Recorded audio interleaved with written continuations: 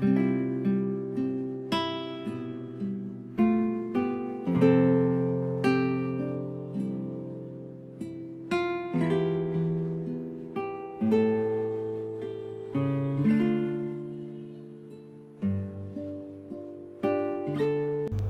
mabuting balita ng Panginoon ayon kay San Lucas.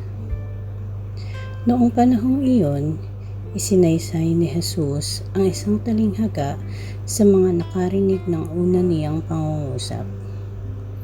Ginawa niya ito sapagkat malapit na siya sa Jerusalem, at ang akala ng mga tao ay itatatag na ang kaharian ng Diyos.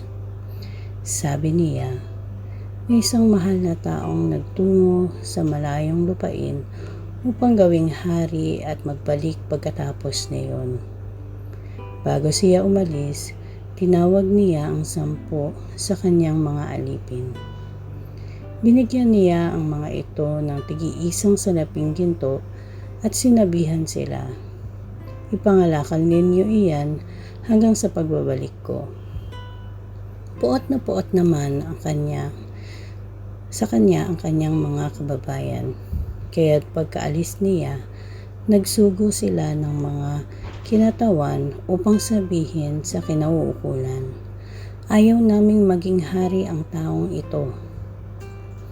Ngunit ginawa ring hari ang taong iyon.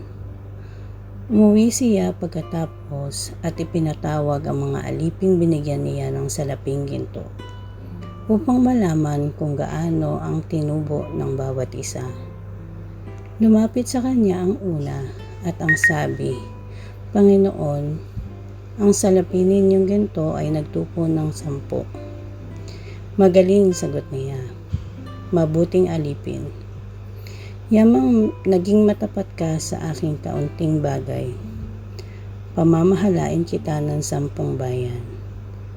Lumapit ang ikalawa at ang sinabi, "Panginoon, ang inyong salaping ginto ay nagtubo ng 5.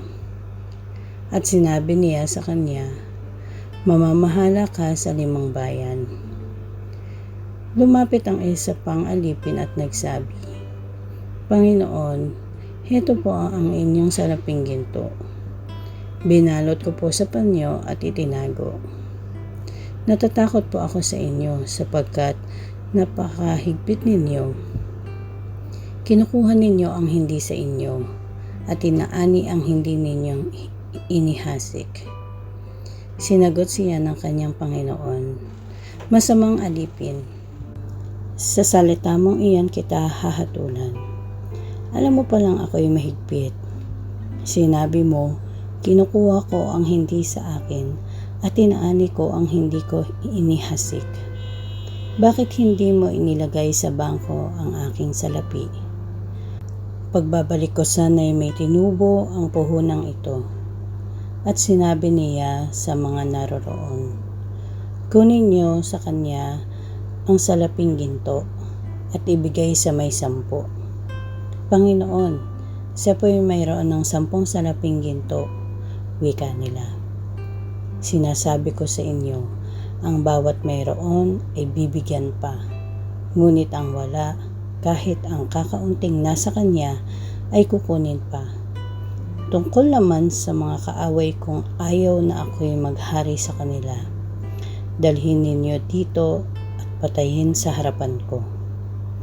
Pagkasabi nito ay nagpauna si Jesus patungong Jerusalem.